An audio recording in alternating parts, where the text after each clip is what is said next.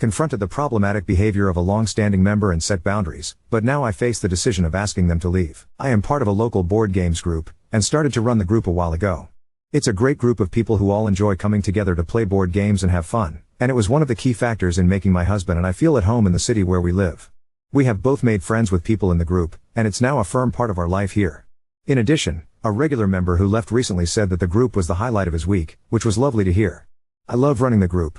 However, there is a member of the group, Quinn, who has been in the group since it started, 7 years or more, and has been displaying problematic behavior since he joined. Rude comments, refusing to play anyone else's games, losing his temper at times, leaving games in a huff when he's losing, and generally making the atmosphere unpleasant for others. When we joined, we were told that Quinn bothered everyone but was just something that was being in the group, so we went along with that. At the time, the group was very serious and inclined towards more serious board games, and only 3 people ever brought games.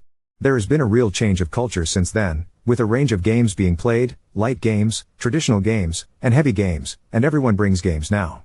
The atmosphere is a lot lighter, with more emphasis on having fun and being social, and this is something that Quinn does not enjoy and has not adjusted well to. When I started to run the group, I noticed Quinn's behavior was having a terrible effect on the group, people not coming back because of him or doing anything to avoid playing with him, and his preference for playing games and reverential silence making sessions less fun for everyone. I also realized that some people were at breaking point with this and it might contribute to them leaving the deputy, Kelly, and I wanted to ensure that we did it fairly and using the right procedure.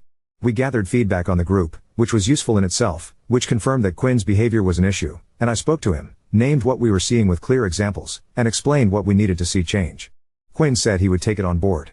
Your scripts and language were very helpful, as Quinn takes things very literally and factually. Quinn's behavior improved for 4 weeks, which was great. Some people have put up with it for so long that no amount of change will make them want to play games with Quinn, but some people were willing to give Quinn a chance.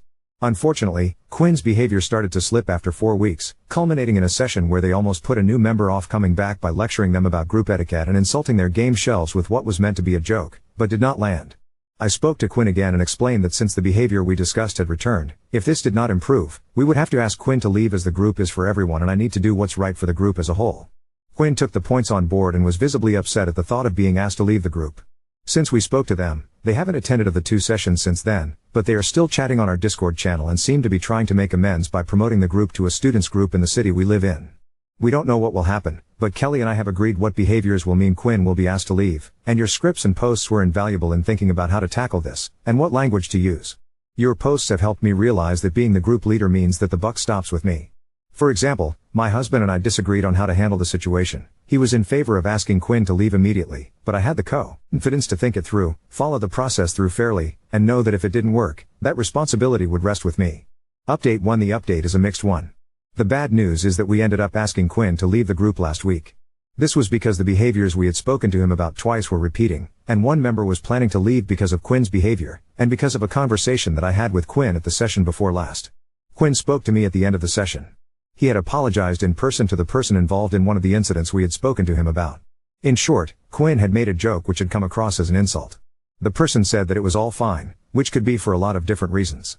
Quinn thought that due to this the second talk we had with him was totally unwarranted, but he said that he appreciated the reminders. I sent Quinn a message last week. I was as kind as I could be, explained the reasons for us asking him to leave, and said that I could be wrong, but maybe he would be happier in a games group which was more serious and played heavier games. Quinn did not reply, but left the online groups we have for the games group and did not come to the next session. The reason for sending a message rather than speaking to Quinn in person was that the only way to speak in person would be to do it at the end of a session. Given the layout of the hall, this would be hard to do without at least one person knowing, and I didn't like the idea of Quinn sitting through a session with at least some people knowing that it was the last one. I discussed it with Kelly, and we agreed that if people asked about Quinn not being there, we would give a short explanation but that we wouldn't make a group-wide announcement. So far reactions to the update have ranged from sympathy tinged with a comment that he was given 2 chances to a comment that he was given 2 clear, fair chances to improve.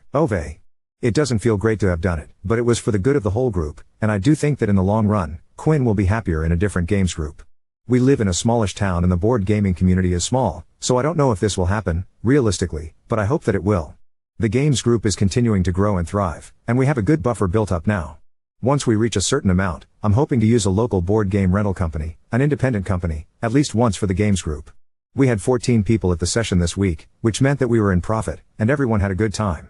I do think that our group had changed so much that Quinn wasn't enjoying it as much as he did a couple of years ago, and the group was highly unlikely to change back. Some of the commenters on the original post suggested considering changing the picking process for games, and we are working on making this quicker. On a personal note, I also want to say thank you very much for all of the advice in this blog. I'm currently job hunting and using the advice and information here, and your suggested questions to ask at the end of an interview have impressed 2 interviewers so far. The jobs I'm applying for are to manage a team, as this is what I would like to do, having had experience in a previous job, and as I enjoy running the games group, and while asking Quinn to leave wasn't the desired outcome, the process of managing this situation, based on the advice, has been a really valuable experience for me. I hope that you and all of your readers have a happy and healthy end of the year. Update 2: I am the letter writer who runs a board games group and used Allison's excellent advice about communication to deal with a problematic member of the games group and the issues their behavior was causing.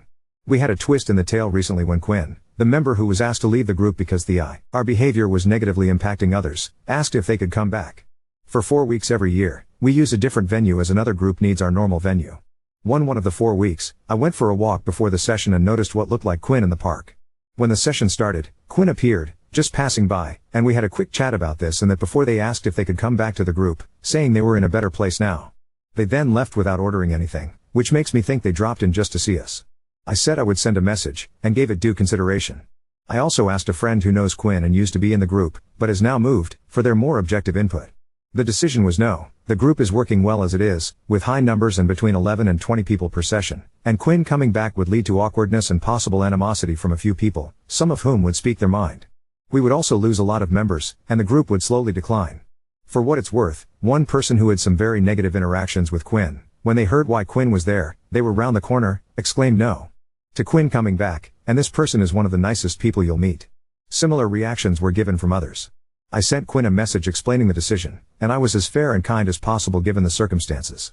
Quinn has found another games group, albeit one that only plays light games, not heavy games, Quinn's preference, and I mentioned that and said it sounds like a nice group, which it does. Quinn was perfectly pleasant when we chatted, but that was for about 8 minutes, and they knew what was coming. They also said that they weren't often doing the things I'd mentioned anymore, moving other people's pieces, and a couple of other examples I gave, and that although their new group likes light games, they are helping some people progress up to heavier games. It wasn't clear if the people wanted to progress. One of the issues we had was Quinn assuming that everyone wanted to progress. The games group continues to do well, with enough surplus each year to give everyone free sessions every January, and we receive frequent feedback that the atmosphere is friendly and welcoming and that people feel at home and confident to bring and teach their games there.